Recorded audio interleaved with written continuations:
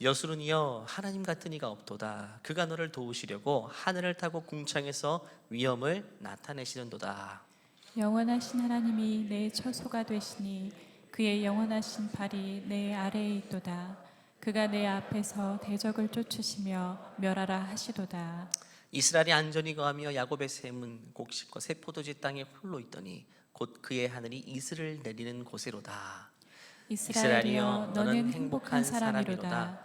여호와의 구원을 너같이 얻은 백성이 누구냐? 그는 너를 돕는 방패시요 내 영광의 칼이시로다. 내 대적이 내게 복종하리니 내가 그들의 높은 곳을 밟으리로다. 아멘. 아멘. 질문 하나 드리고 설교를 시작할까 합니다. 여러분, 최근에 많이 행복하십니까? 예수님 믿고 사는 삶, 예수님과 동행하는 삶이 여러분 얼마나 행복하게 느껴지십니까? 여러분 주위에 믿지 않는 분들이 여러분의 인생을 볼 때에 예수님 믿고 사는 삶 참 부럽다. 저렇게 행복해 하는구나 라고 얼마나 느껴질 만큼 그렇게 살아가고 계십니까? 우리 그리스도인의 삶의 모델은 예수님이죠. 예수님을 쫓는 것이 우리 인생의 목적이고 예수님을 닮아가는 것이 우리 모든 그리스도인들이 꿈꾸는 삶일 것입니다. 그렇다면 예수님의 인생은 행복하셨을까요? 예수님께서 성육신하셔서 살았던 인생을 보면 참 고난이 많았죠. 도저히 행복이라는 단어를 붙이기 힘든 여건들이 참 많이 있었습니다. 출생 때부터 그렇죠. 출생의 배경도 만만치 않았어요. 마국간에 태어나셨죠. 베들레헴 목수의 아들로 태어나셨고 나사렛에서 자랐습니다. 아무리 발버둥 쳐도 스스로 출세할 수 없는 환경에서 태어나신 거예요. 결혼도 안 하셨어요. 청년들이 그토록 꿈꾸는 로맨스 한번 경험한 적이 없으셨죠. 또 사람들에게 배척당하셨어요. 요즘 사회적 문제가 되는 집단 따돌림. 예수님은 유대인들로부터 집단적으로 따돌림 당하셨어요. 피해를 입으셨어요. 그래도 유일하게 위안이 되었던 제자들이 있죠. 근데 제자들로부터도 정말 정작 중요한 순간에 배척당하셨어요. 제자들이 예수님을 등 돌려버린 거야. 배신당한 겁니다. 집도 부동산도 없으셨고 머리둘 곳이 없는 인생을 사셨습니다. 또 죄인이란 누명을 쓰셨죠. 세상 제일 참기 힘든 게 억울한 일인데 예수님은 억울한 일을 당하셨어요. 죄인으로 인정받고 취급하고 정죄를 당해서 십자가에서 모진 고통 당하시고 사형수가 되셨어요. 여러분, 이 많은 것들 가운데 여러분 뭐가 제일 닮고 싶으십니까? 그와 같이 되고 싶은 부분들이 어떤 부분인가요? 그런데 우리는 예수님을 그토록 닮기 원한다는 말이죠. 도대체 어떤 부분을 어떻게 닮기 원하는지 우리 각자가 스스로에게 한번 질문해 볼 필요가 있을 것 같아요.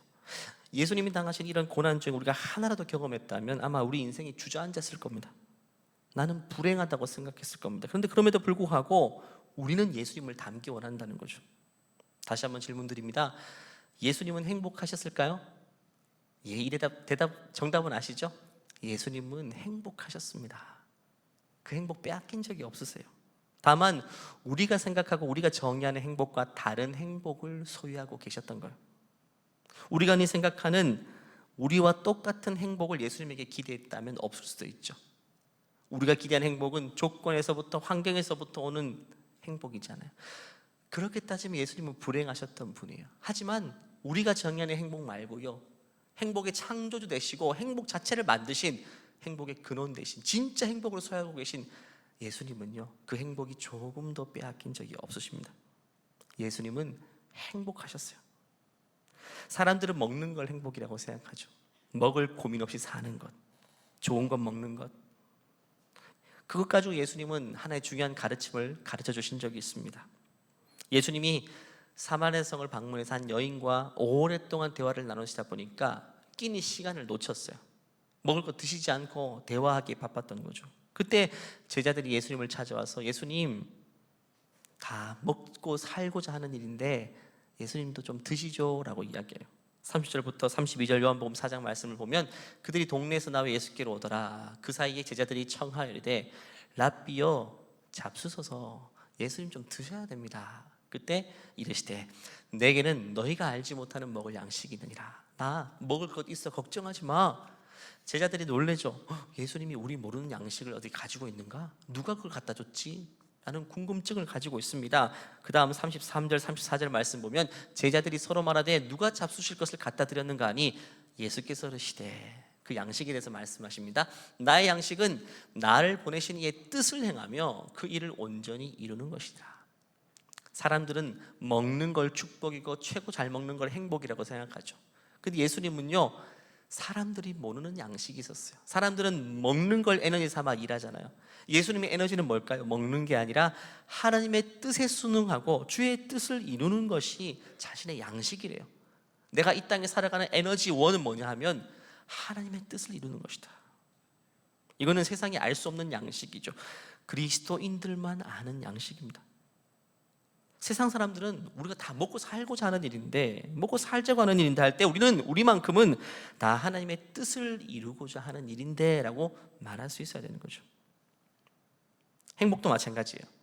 세상이 알지 못하는 양식, 예수님만 가진 양식이 있었죠.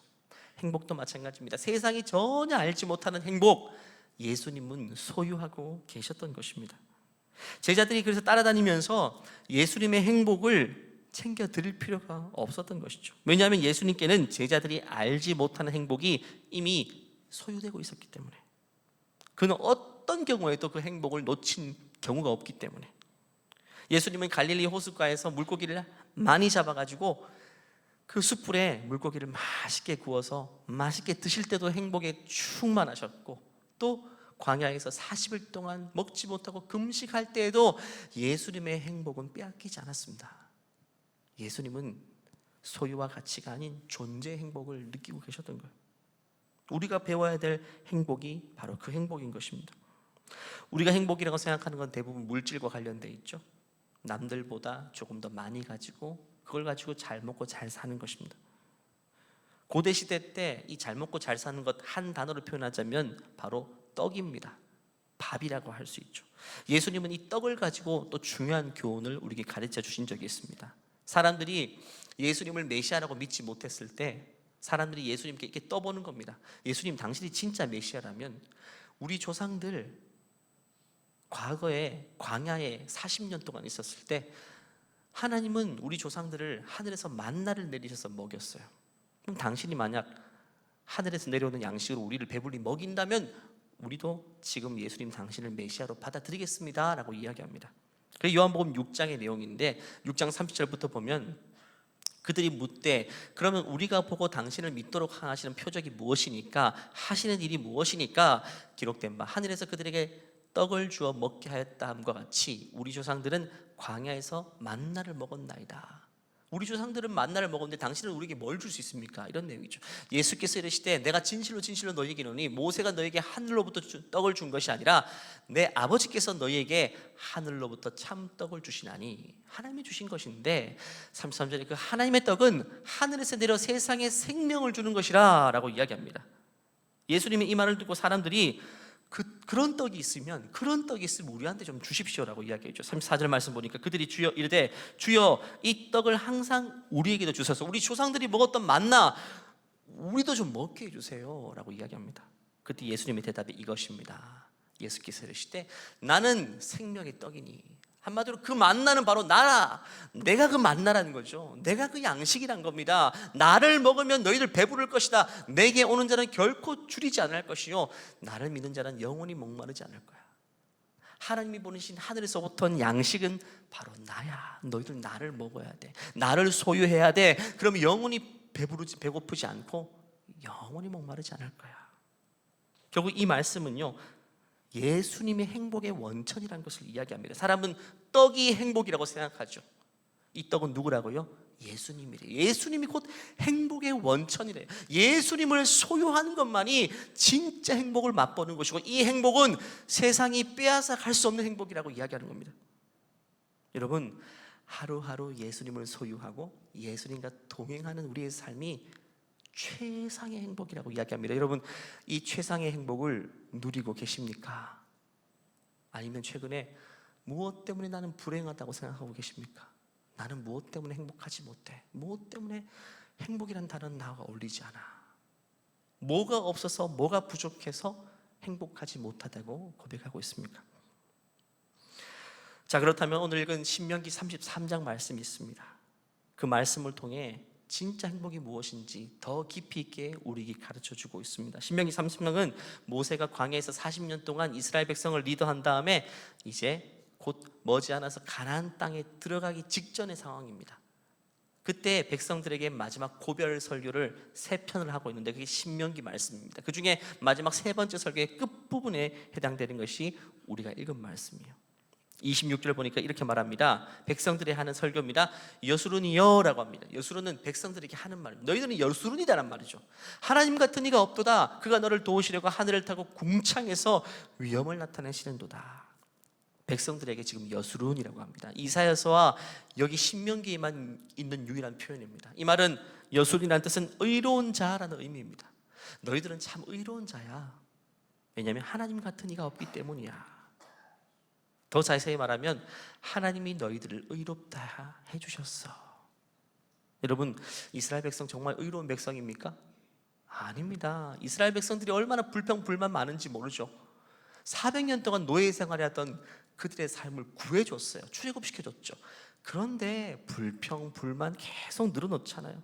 뭐 조금만 부족해도 자기는 세상에서 제일 불행한 사람이래요. 조금만 부족해도. 뭔가 있으면 한없이 좋아하다가 남들보다 조금만 결핍이 돼도 세상에서 제일 불행한 사람이래요.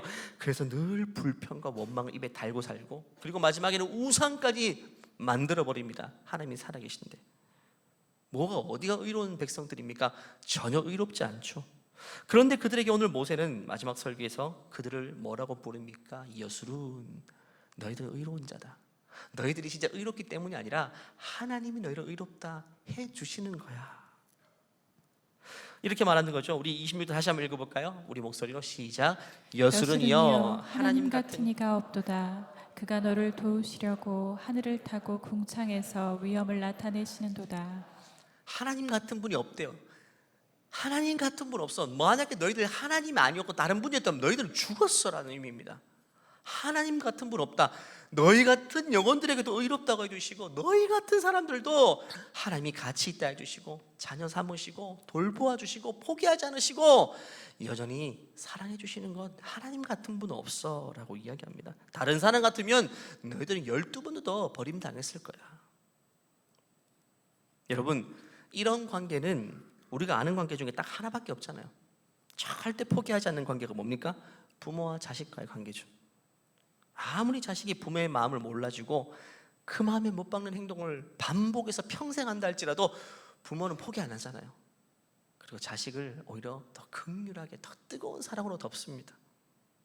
저는 하나님이 왜 생물학적인 출생을 통해 자녀를 낳게 하는지 처음에는 되게 궁금했어요. 성경 보면 아담은 흙으로 빚어서 만들었잖아요. 그런 것처럼 지금도 한 사람 한 사람을 흙을 가지고 빚어서 창조하실 수 있는데 왜 누군가에서 뱃속에서부터 태어나게 생물학적인 출생을 통해 우리가 이 땅에 태어나게 하는지 되게 궁금했어요. 근데 인생을 살아보면 살아볼수록 확실한 답을 얻습니다. 그게 아니면 하나님의 마음을 알 길이 없는 거죠. 내 배 아파서 낳아본 내 자식이 얼마나 내 가슴에 못 박는 행동을 해도 나는 포기할 수 없잖아요. 그걸 통해서만 하나님이 얼마나 자기 백성을 끈질기게 사랑하시는지를 깨달을 수 있는 거예요. 다른 건 없습니다. 세상의 모든 관계는 다 기브 앤 테이크예요. 자격 없으면 버립니다. 계약 관계 끝나면 종료입니다. 그런데 부모 자식 관계는 아니잖아요. 그것만을 통해서 하나님이 우리를 얼마나 포기하지 않고 사랑하시는지 그 어느 정도만이라도 깨달을 수 있게 되는 것이죠. 책으로 봐서 이건 모르잖아요. 자녀를 낳고 키워봐야만, 야, 하나님 나를 향해 진짜 엄청나게 참으시는구나, 나를 향해 정말 마음 아파하시겠구나 라는 사실을 요만큼이라도 깨달을 수 있는 거예요. 그래서 모세는 이스라엘 백성들에게 너희들 같은 존재는 없다고 말합니다. 하나님 같은 분 없어. 하나님 너희들 그럼에도 불구하고 포기하지 않고 40년 동안 여기까지 너희들 인도하셨잖아. 너희들 이제 가나안 땅 들어갈 텐데 거기 들어가면 이 하나님의 사랑을 잊으면 안 되라고 이야기합니다. 왜냐하면 너희들 곧 가나안 땅 들어갈 텐데 거기는 무서운 게 기다리고 있어요. 뭐가 기다리고 있을까요? 다른 행복이라는 게 기다리고 있습니다. 다른 행복, 가짜 행복입니다. 하나님 믿지 않고 우상 섬기는 가나안 백성들은요, 나름대로 그들이 추구하는 가짜 행복을 쫓으며 살고 있어요.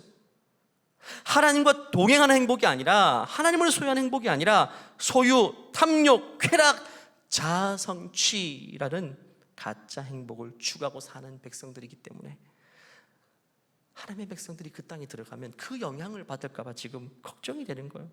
이스라엘 백성들이 그 땅에 들어가 살면 그 가나안 백성들이 추구하는 헛된 행복을 똑같이 추구하며 살까 봐, 진짜 행복을 잊으며 살까 봐 지금 높아심에서 이렇게 설교하고 있는 겁니다. 여러분, 우리가 살아가는 이 세상도 마찬가지 아닙니까? 지금 우리는 가나안 땅 한가운데 사는 것과 똑같습니다. 우리 주위의 모든 사람을 보십시오. 우리 둘러싼 모든 환경, 모든 사람들 보세요. 다 가짜 행복을 추구하며 살잖아요. 소유가 행복이래요. 무탈한 게 행복이래요. 잘 먹는 게 행복이래요. 그게 최상의 행복이래요. 안 아픈 게 행복이래요. 정말 그게 행복입니까? 그럼 예수님은 제일 불행한 분 아닙니까? 하나님 없이 사는 이 땅의 사람들은요, 얼마든지 헛된 행복을 좇는 것이 당연하죠. 왜? 진짜 행복을 맛보지 못했기 때문에. 하지만 하나님의 백성이 헛된 행복을 쫓아 사는 것은 이상한 모습이에요.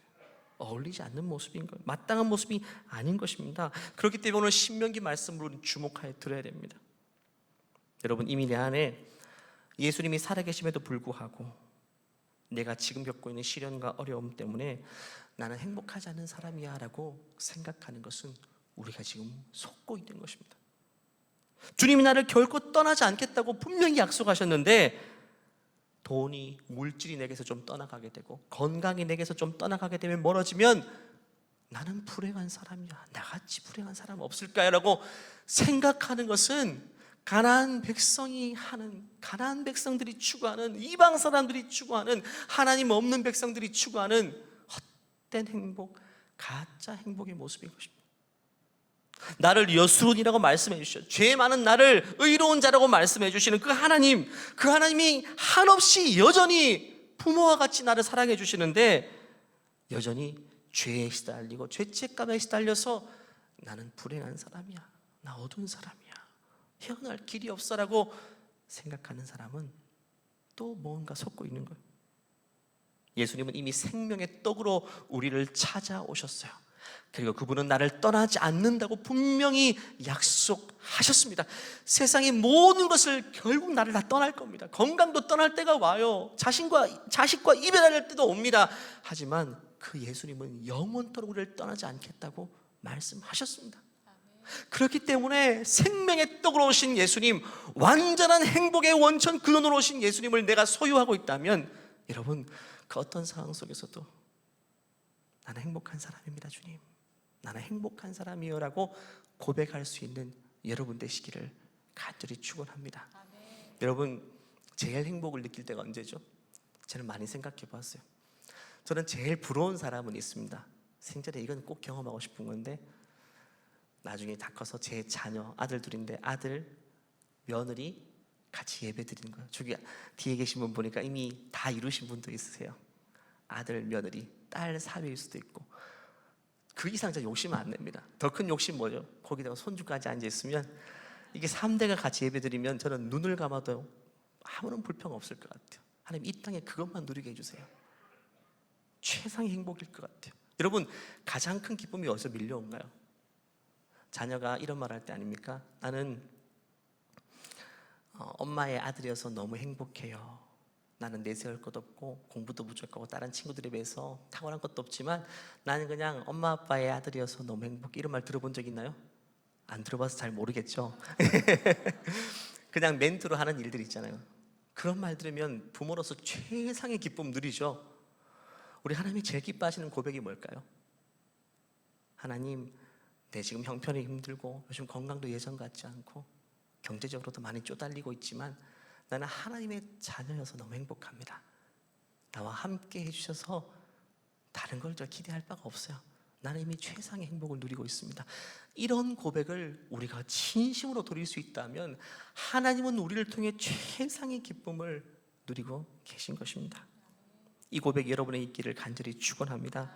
오늘 본문 중에 제가 제일 많이 감동받은 부분은 마지막 절입니다. 29절 말씀 보니까 이스라엘이여, 이게 모세가 마지막으로 한 설교입니다. 이스라엘이여, 너는 행복한 사람이로다. 여호와의 구원을 너같이 얻은 백성이 누구냐? 그는 너를 돕는 방패시고 내 영광의 칼이시로다. 내 대적이 내게 복종하리니 내가 그들의 높은 곳을 밟으리로다. 이스라엘이여, 이스라엘 백성에게 말합니다. 너처럼 행복한 사람 없어 라고 이야기합니다. 이유는 뭐냐면 여호와의 구원을 너같이 얻은 백성들이 없기 때문에. 여러분, 그 당시에도 이방 민족들이 많았어요. 이스라엘 백성 말고 더 우월하고 강하고 많은 문명을 누리고 있는 많은 이웃 백성들이 많았지만 유독 하나님은요, 보잘것없는 이스라엘 백성들을 자녀 삼으시고 그들만 엄청나게 편애하셨네요. 그래서 모세는 이스라엘 백성들에게 야, 너 같은 사람 없어. 너희들 행복한 줄 알아 라고 이야기하는 겁니다. 여러분, 이스라엘 백성들 하나님이 얼마나 세밀하게 돌본지 아십니까? 그들은 광야에서 40년 지냈습니다. 광야는 푸른폭이 나지 않는 사막인데 거기서 아기 낳고 아기 키우면서 40년 지냈어요. 가능한 일입니까? 이렇게 좋은 곳에서도 아기 낳고 한 명 키우기 버거워하는데 거기서요, 척박한 곳에서. 이번 성지 여행 때 광야를 한번 가봤습니다. 우리 성도님과 함께 트럭을 타고 1시간, 걸어서 못 가니까 트럭 타고 1시간 깊이 들어갔어요. 1시간 돌고 나오는 코스인데 잠시는 처음에는 낭만에 젖었어요. 왜? 우리가 본 풍경이 아니기 때문에 너무 아름다워 보이는 거예요. 야, 근데 10분, 20분 지나니까 입이 이만큼 나오기 시작해요. 왜 그럴까요? 모래바람이 불으면 모래가 막 입에 씹히기 시작하고 신발 속에도 모래가 들어가고 땀이 나는데 거기 모래가 달라붙으니까 와, 여기는 진짜 못 살겠다라는 생각이 들어요. 근데 이스라엘 백성들은 40년 거기 살았어요. 40년. 혼자 사는 것도 힘들지만 가족까지 데리고 사는 건 정말, 야, 거기서 어떻게 애들 키우면 먹입니까? 정말 힘든 것이죠. 낮에는 뜨거운 직사광선 때문에 머리 꼭지가 막 타들어갈 것 같고 밤에는요, 기온이 뚝 떨어져서 너무 춥고 그 모래바닥 속에서 독충 정갈들이 기어나서 사람들의 목숨을 노려요. 거기서 어떻게 삽니까? 그런데 이스라엘 백성들은요, 40년 살았단 말이죠. 200만 명이 넘는 백성들이. 하나님이 얼마나 그들을 사랑하셨고 눈동자와 같이 지켜주시고 보호하셨으면 거기서 어떻게 살 수 있을까요? 신명기 8장 4절 말씀 보면 한 절로 그들의 삶을 요약합니다. 이 40년 동안에 내 의복이 헤어지지 아니하였고 옷이 안 낡았대요. 내 발이 부르트지 않았다. 이렇게 좋은 환경에 살아도 여러분, 옷은 몇 번 갈아입어야죠. 1년에 몇 벌 사고 버리고 해야 되죠. 신발도 몇 벌 버리고 몇 켤레 사서 신어야 되는데 40년 동안 의복이 헤어지지 않았대요. 그 척박한 곳에서. 뭐 때문에 가능한 일입니까? 하나님이 이렇게 마치 아기 기저귀 갈아주고 짓무르지 않도록 닦아주고 그렇게 세밀한 손으로 붙잡아 주신 것처럼 하나님이 자기 백성들을 그렇게까지 지켜내신 거예요. 구름기둥과 불기둥으로 그 광야를 낭만적인 밤과 낮으로 바꿔주셨고 만나와 메추라기를 통해서 끊임없이 좋은 것을 입에 넣어주실 정도로 하나님 그를 돌보셨단 말이죠. 근데 이 말을 들은 이스라엘 백성들은 어떻게 반응했을까? 모세가 너희들은 진짜 행복한 사람이야. 너같이 여호와의 구원을 얻은 백성이 어디 있냐고 말할 때 이스라엘 백성들이 네, 그렇습니다. 우리만 행복한 사람이었네라고 고백했을까요? 아닙니다. 노입니다. 모세 당신이요. 무슨 소리를 하십니까? 저기 눈을 들어 가나안 백성만 한번 보세요. 저 가나안 땅 사람들은 진작에 자기 땅 가지고 자기 집 짓고 농사 지면서 먹을 걸 저장하며 살았어요. 날마다 샤워하고 목욕하며 살았어요. 그런데 우리가 제일 행복한 사람이라고요? 무슨 소리 합니까? 모세 당신이요. 이렇게 생각하는 거예요. 그들은요, 하나님과 함께한 광야보다 하나님 없는 풍요를 더 행복이라고 봤던 겁니다. 가나안 땅 백성과 똑같은 거예요. 여러분, 둘 중에 하나를 선택하려면 뭘 선택하시겠습니까? 하나님께서 함께 해주시는 인생의 광야와 하나님이 전혀 없어요, 하나님 없는 인생의 풍요. 둘 중에 여러분 뭘 붙잡고 살겠습니까? 뭘 진짜 행복이라고 선택하시겠습니까? 오늘날도 마찬가지입니다. 이렇게 말하는 사람들 많아요. 난 예수 믿고 구원받았고 주님이 나와 함께 하신다는데 저기 내 주위에서 보면 내 친구들을 보면 예수님 안 믿고 한평생 교회도 한번 안 다녀봤는데 저렇게 무탈하게 살고 자식 걱정 없이 살고 노후 걱정까지 없이 사는 걸 보면 도대체 내가 어떻게 행복한 사람이라고 할 수 있냐고 그런 생각이 안 드십니까? 여러분은 어떻습니까? 하나님 없는 풍요가 그렇게 많이 부럽습니까? 그게 더 행복해 보입니까? 이번에 성지여행 가서 가장 인상 깊은 곳이 그 느보산 산 정상에서 가나안 땅을 쫙 펼쳐 볼 때 정말 그냥 말할 수 없는 감동이 밀려왔어요. 왜냐하면 모세가 4,000년 전에 이 땅을 밟았거든요. 이 산 정상에서 가나안 땅을 훤히 들여다보면서 야, 나도 저 땅에 가고 싶다라는 생각을 했었거든요. 하나님이 모세의 마지막 생전에 그 땅을 보여주십니다. 그게 신명기 34장 1절부터 3절인데 같이 한번 읽어볼까요? 시작. 모세가 모압 평지에서 느보산에 올라가 여리고 맞은편 비스가 산 꼭대기에 이름에 여호와께서 길르앗 온 땅을 단까지 보이시고 또 온 납달리와 에브라임과 므낫세의 땅과 서해까지의 유다 온 땅과 네겝과 종려나무의 성읍 여리고 골짜기 평지를 수알까지 보이시고 그 산이요 고지가 높아서 이스라엘 전체가 다 보여요. 사해까지 보이고 바다까지 보이고요, 끝에서부터 끝까지 다 보이는, 이 땅이 얼마나 기름진 땅이었겠어요. 40년 동안 광야 살았어요. 요단강 건너편에 광야 살다가 이 땅을 보면 기절할 정도죠. 야, 여기서 한번 살아보고 싶다. 근데 그 땅을 쫙 펼쳐 보여주시고 하나님이 뭐라고 말씀하시냐, 모세야 너는 그 땅에 못 들어가라고 말씀하세요. 무슨 말입니까? 모세 너는 거기에 못 들어가. 여러분, 모세는 광야 40년 동안 정말 힘들었어요. 말 안 듣는 백성과 하나님 사이에서 마음고생하며 지냈는데 어쩌면 이 가나안 땅, 이 목적지를 생각하며 참았을 수도 있어요. 그런데 그 목적지가 자신에게 열리지 않네요. 못 들어간다고 합니다. 그 다음 4절부터 보면 여호와께서 그에게 이르시되 이는 내가 아브라함과 이삭과 야곱에게 맹세하여 그의 후손에게 주리란 땅이라. 내가 내 눈으로 보게 하였거니와 너는 그리로 건너가지 못하리라 하시매. 이에 여호와의 종 모세가 여호와의 말씀대로 모압 땅에서 죽었대요. 벳볼 맞은편 모압 땅에 있는 골짜기 장사되었고 오늘까지 그의 묻힌 곳을 아는 자가 없었대요. 모세가 죽을 때 나이 120세였으나 눈이 흐리지 않았고 기력이 쇠하지 아니하였다. 그는 그 땅에 건너가지 못하고 그 아름다운 땅에 건너가지 못하고 모압 땅에서 생을 마감합니다. 그리고 오늘날까지 어디에 묻혔는지도 모른다고 합니다. 이 스토리를 처음부터 읽어간 사람은 이 장면에서 이런 말이 나올 수밖에 없죠. 야, 하나님 진짜 이건 아닌 것 같아요. 제발 좀 이렇게 좀 하지 마세요라고 하고 싶을 것 같아요. 어떻게 모세를 그렇게 하나님 그렇게 하실 수 있나요? 다른 사람을 몰라도 하나님 당신을 위해서 얼마나 희생하는지 아시잖아요. 어떻게 그렇게 하십니까? 적어도 야곱은요 애굽 땅에 죽었지만 시신이라도 가나안 땅에 데려가서 장사 지냈는데 이 모세의 시신은 누구도 찾지 못하는 모압 땅에 어디 묻혔는지도 모르게 기억에서 잊혀졌다고 이야기합니다. 여러분, 이걸 축복이라고 할 사람이 있습니까? 마치 하나님이 썼다가 버리는 것처럼 느껴질 때도 있지 않습니까? 우리 인생처럼 말입니다. 하나님, 내 인생은 버리는 카드입니까? 결국 1억입니까? 인생의 말년에 이렇게 나를 힘들게 하십니까? 이런 일이 나에게 찾아오는 게 맞는 일입니까? 게다가 120세가 됐는데 눈이 흐려지지 않았고 기력도 쇠하지 않았다. 한마디로 체력이 있는 겁니다. 건강이 허락되는 겁니다. 그런데 그 땅에 못 들어가게 하신 거예요. 얼마나 억울했겠습니까? 40년 동안, 이 40년 동안 주를 위해 수고했는데 내 뜻대로 결과물이 안 됐어요. 우리도 그렇지 않습니까? 주님과 동행하면서 40년, 수십 년을 고생했어요. 그럼 내 뜻대로 돼야 되는데 내 뜻대로 됩니까? 자녀, 자식 농사를 위해 40년 동안 기도하면서 그렇게 기도했는데 어떻습니까? 자식 농사 내 마음대로 됩니까? 40년 기도도 아직 시집장가 안 간 사람들이 얼마나 많습니까? 결혼 보내도 행복하게 살지 못하는 자녀를 볼 때 얼마나 마음이 타들어갑니까? 지금 모세의 마음과 똑같아요.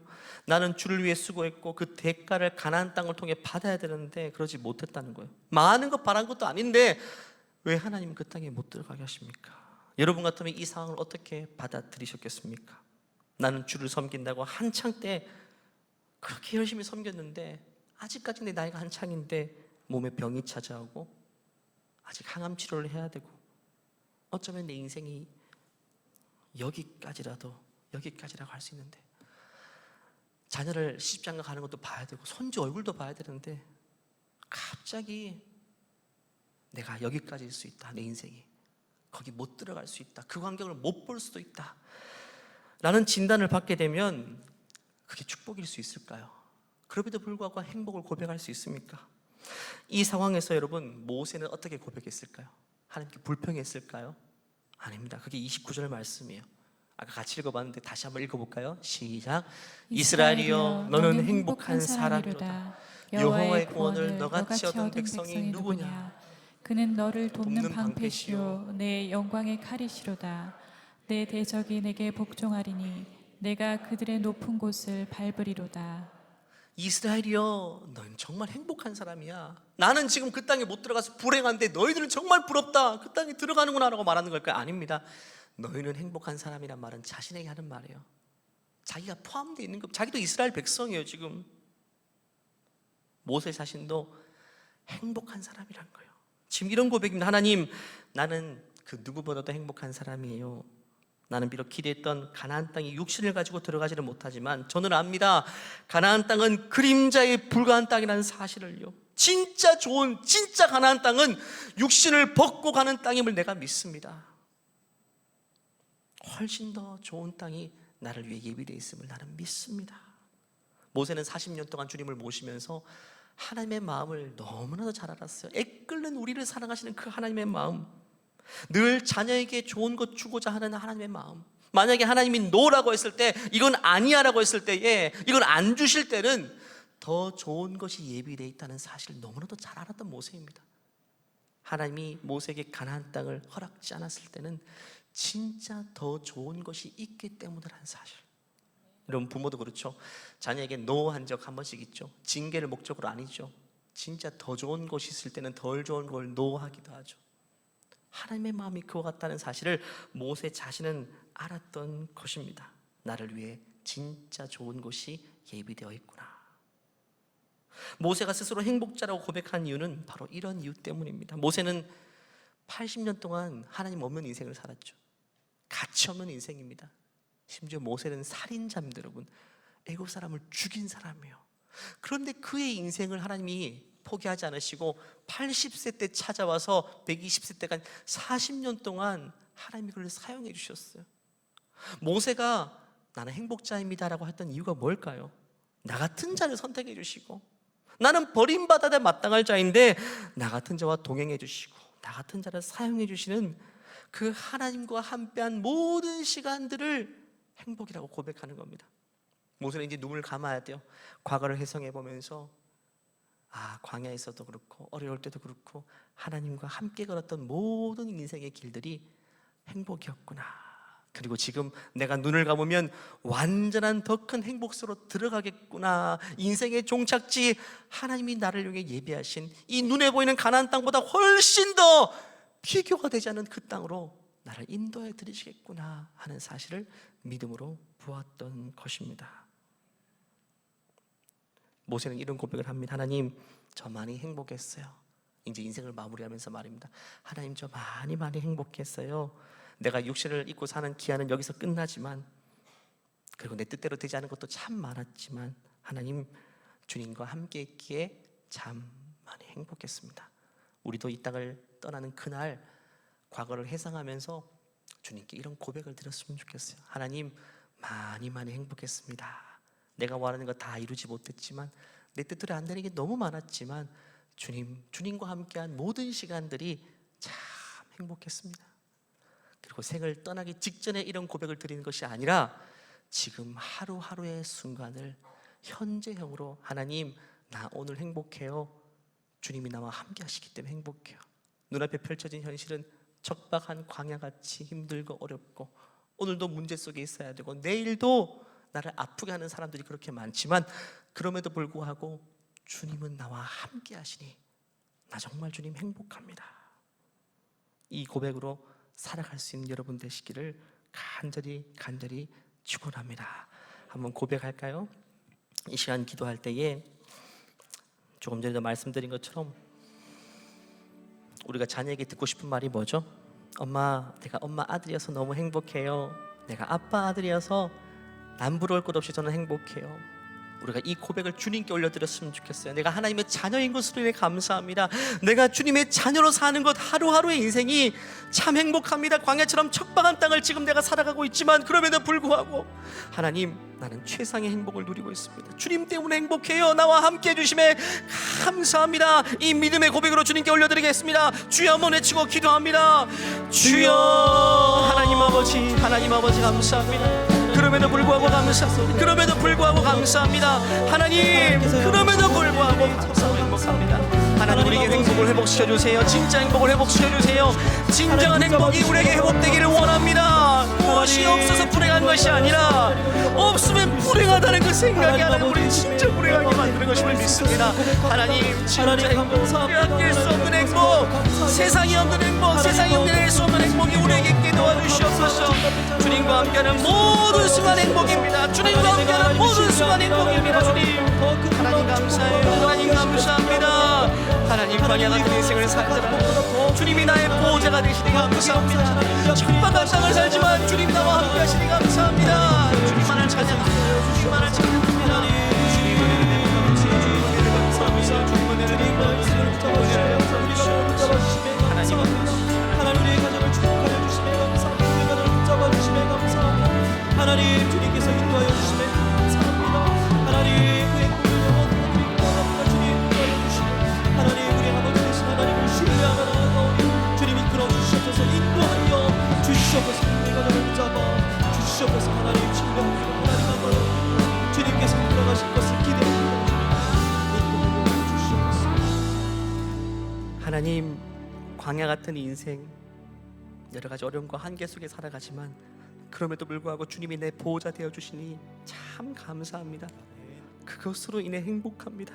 우리 가운데 몸이 약하고 항암 치료받고 어렵고 여러 가지 많은 어려움 가운데 한숨 쉬며 하루하루 살아가는 분도 있지만 그럼에도 불구하고 주님이 나와 함께 하시니 주님, 나는 행복한 사람이라고 고백하는 모든 영혼들을 통해 하나님 큰 영광을 받아 주시옵소서. 가나안 백성들이 추구하는 가짜 행복 속에 매어 살지 않게 도와주시고 누구에게도 빼앗길 수 없는 진짜 행복, 이미 우리 안에 있는 그 행복의 원천을 기억하게 하여 주시고 하나님, 날마다 주님 나는 행복해요 라고 고백할 수 있는, 우리 고백이 회복될 수 있는 은혜를 우리에게 베풀어 주시옵소서. 주님께 감사드리오며 거룩하신 예수님의 이름으로 기도하옵나이다. 아멘. 주님이 우리의 행복이라는 사실을 믿으시는 분들은 하나님께 모든 영광의 박수 올려드릴까요? 주님 때문에 행복함을 고백할 수 있는 분들은 하나님께 영광의 박수 올려드리겠습니다. 이 시간 다 같이 나셨어요. 이 찬송의 고백으로 마칠 텐데요, 우리 여러 번 불렀던 찬양입니다. 진짜 행복이 무엇인지, 진짜 우리가 추구해야 될 붙잡아야 될 행복이 무엇인지 이 가사를 통해 잘 이야기해주고 있습니다. 이게 우리 입술의 고백뿐만 아니라 우리의 삶의 고백이 되기를 바라면서 이 찬송의 고백 올려드리겠습니다. 화려하지 않아도 정결하게 사는 삶, 가진 것이 적어도 감사하며 사는 삶, 내게 주신 작은 힘 나눠주며 사는 삶, 이것이 나의 삶의 행복이라고. 눈물 날 일 많지만, 눈물 날 일 많지만 기도할 수 있는 것, 억울한 일 많으나 주를 위해 참는 것, 비록 짧은 작은 삶 주 뜻대로 사는 것, 이것이 나의 삶의 행복이라고. 이것이 행복입니다. 이것이 행복이라고.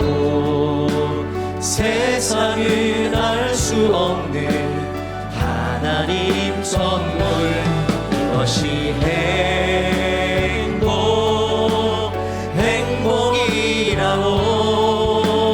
하나님의 자녀로 살아가는 것, 이것이 행복. 우리 주님 앞에 두 손을 높이 들고 감사하며 찬양합시다. 이것이 행복이라고.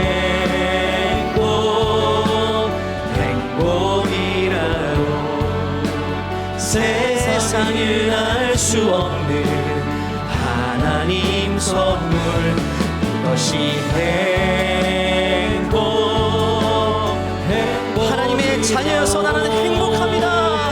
하나님의 자녀로 살아가는 것, 이것이 행복이라.